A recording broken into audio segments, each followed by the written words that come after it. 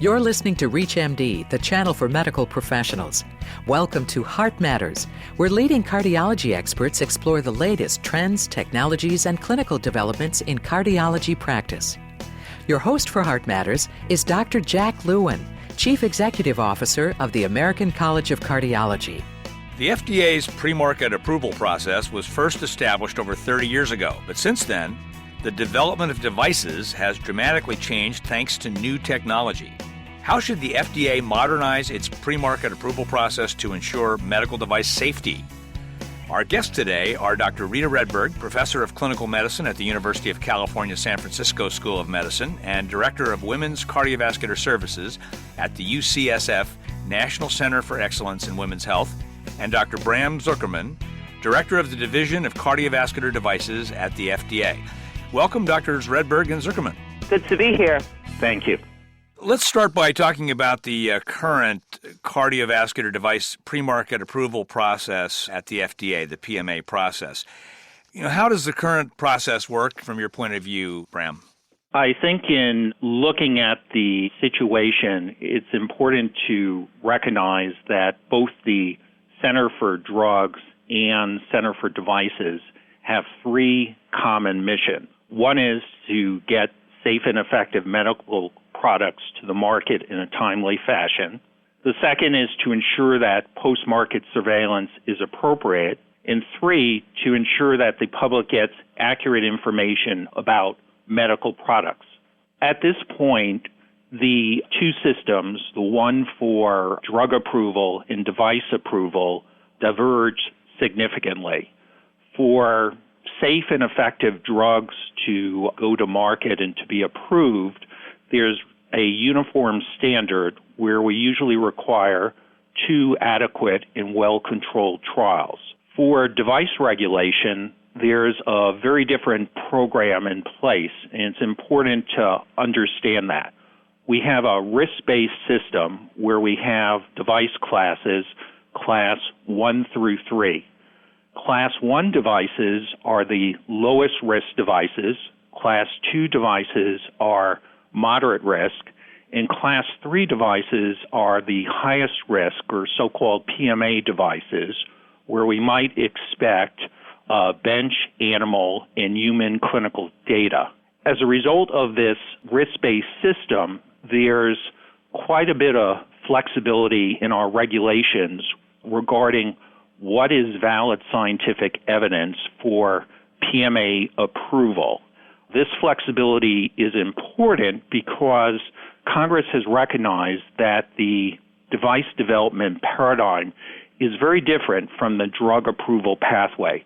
Device development is an iterative process, and consequently, at different stages in the product life cycle of a device, different clinical trial requirements might be appropriate.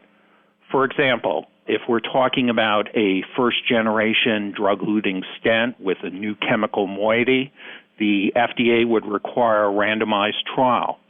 But if we're talking about a third-generation version of this device, where the sponsor might be tinkering on the terminal strut thickness, a different type of clinical trial design might be requested by the FDA for marketing approval. So consequently, the whole system is complex, and the context of where we are in the device approval process is important for figuring out how we determine safety and effectiveness. Gotcha. Well, it's because we're approaching these things differently, pharma from devices right now, we might comment on the basis that you're both authors of separately commissioned studies regarding the quality of the FDA cardiovascular PMA process. Dr. Redberg, let's start with your study published in JAMA in December 2009, which caused a bit of a stir in the medical community. Can you tell us a bit about the studies you reviewed that were included in premarket approval of Class 3 cardiovascular devices? So this was a study that I did with Sanket Dhruva and Lisa Barrow, 2 colleagues at UCSF, and we looked only at premarket approvals from 2000 to 2007, just for cardiovascular devices, which, as Bram said, are the highest risk. We found a total of 78 premarket approvals for high-risk devices, Then we looked particularly at the kind of data that was in the summary of safety and effectiveness, which is, as you know, what's published on the FDA site and is the reason objective and balanced critique of the scientific evidence, which serves as the basis of the decision to approve or deny the PMA. And so in looking at the quality of the studies, we looked in particular, were they randomized, were they blinded, how long was the follow-up, and we looked at the endpoints in the studies, as well as a number of other questions. And what we found was that 33 of the 123 studies, or 27%, were randomized. So the majority were not randomized. Only 17 of 123, or 14%, were blinded studies. And most of those actually were the stent studies. And probably not enough sex-specific data in there as well. There was very little. Yeah. So were you surprised, Rita, by the findings? We were surprised by the findings, although we certainly recognize that devices and drugs are different. We also purposely chose cardiovascular devices as they are high risk, and we would expect high-quality data, which in general wouldn't always be randomized trials, but we expected the majority to be randomized and a lot more blinded. We were surprised at the lack of controls in a lot of studies and the use of historical controls. If you're just joining us, you're listening to Heart Matters on ReachMD, the channel for medical professionals. I'm your host, Dr. Jack Lewin. Our guests today are Dr. Rita Redberg, Professor of Clinical Medicine at the University of California, San Francisco School of Medicine, and Director of Women's Cardiovascular Services at UCSF National Center for Excellence in Women's Health, and Dr. Bram Zuckerman, Director of the Division of Cardiovascular Services Devices at FDA. And we're discussing modernizing the FDA premarket approval process for medical devices. Bram, can you tell us about the study you co-authored on this same subject in the American Journal of Therapeutics in 2010? Yes. The study that was co-authored by FDA is the study that you are representing. We obtained the help of two Harvard researchers, Drs. William Maisel and Dr. Dan Kramer, and we trained them initially in our PMA review process and then let them independently look at the PMAs from 2000 to 2007. Interestingly, the conclusions that they reached were somewhat different from the JAMA authors, and for a variety of reasons, we think that they're more relevant for helping us redefine and move our program forward. And you want the IOM to kind of take you through a thorough study of this. I mean, what do you hope additional studies will provide in terms of new results and recommendations that will come out of that? Well, let's backtrack a moment. The IOM report is specifically looking at our Class 2 or 510K program. The FDA internally has been looking at its PMA or Class 3 program over the last few years, and this year we'll be coming out with some very important developments, and let me take you through them. Number one, there will be a draft guidance being published by the end of the year on device clinical trial design.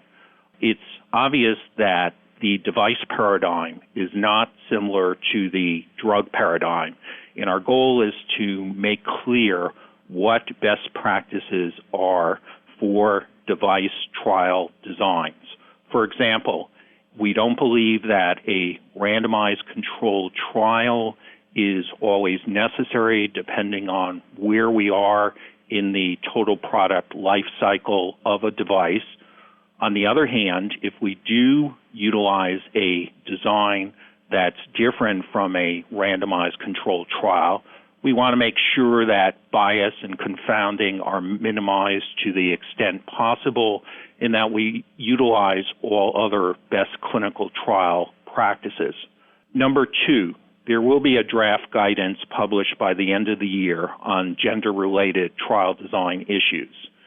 A significant focus of the FDA over the last few years has been to increase women's participation in clinical trials, and this draft guidance will be an important stepping stone in this regard.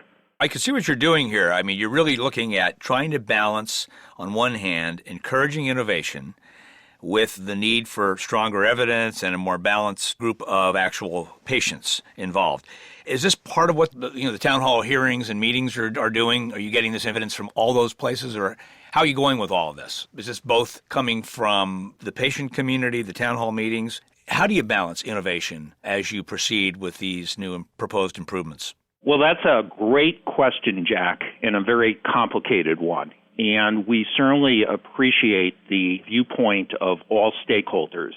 And as you just mentioned, the viewpoint being offered by the medical device industry in a series of town halls that our center director, Dr. Jeffrey Shuren, is presently doing is an important avenue for realistic expectations as to how to balance innovation versus safety and effectiveness. But I do want to note that a large number of the changes that will be made in the device program have now been really discussed internally over the last few years.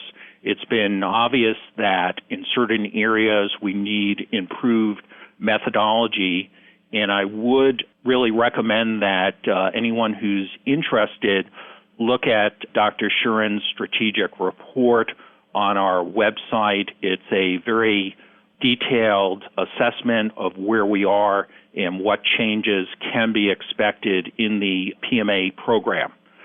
But in general, I think that there are several things that should stand out to the clinical investigator community and the medical device industry. Number one, the type of improvements that are in the strategic plan are not that difficult to implement and really should result in increased efficiency and innovation. Why do I say that? Well, if we can develop better science, then I think there are less questions during the PMA review cycle, and we can get appropriate products out to patients and practitioners in less time. Number two, though, I do think it's important to emphasize that device development is a very complex and challenging process. And I think that the medical device industry certainly needs to make better use of pre-IDE and pre-PMA meetings to really get a sense of what the FDA is looking for in its device applications, and then really just needs to do it. Certainly the idea of improving innovation in this country and improving translational research isn't a new one for this year's strategic plan. Beginning in 2005, the FDA developed a critical path program specifically designed to improve translational research in this country and innovation. There are currently critical path programs in biomarkers, computer modeling, clinical trial design, and pediatric device development, to name a few. Rita, let's get back to you. What changes would you recommend to the FDA in terms of the PMA process from your perspective on the outside? Well, obviously, we think, it's important to have high-quality evidence. We appreciate the need for innovation, but we also think that we want to be sure of safety and effectiveness. And so I think that we saw, for example, 88% of the studies use surrogate endpoints. Sometimes, certainly, a surrogate endpoint is appropriate, but for a lot of devices, and particularly as most of these devices are permanently implanted and cannot be removed, or certainly not without great risk to the patient, we want to be sure that there are clinical endpoints that are assuring that they are both safe and effective. And so I think more use of clinical endpoints, more use of randomized studies, and more blinding in studies that are used for FDA device approval. Because I think FDA device approval is often considered to be the last step before widespread usage of new devices. And so it really carries a lot of weight when an FDA device gets approved. Right. We've been discussing modernizing the FDA pre-market approval process for medical devices with Dr. Rita Redberg and Dr. Bram Zuckerman. Rita and Bram, thank you for today's conversation. It's been fascinating. Thank you so much, Jack. It was my pleasure. Thank you. You've been listening to Heart Matters on ReachMD, the channel for medical professionals. For more information on this week's show or to download a podcast of this segment, please visit us at reachmd.com. Thank you for listening.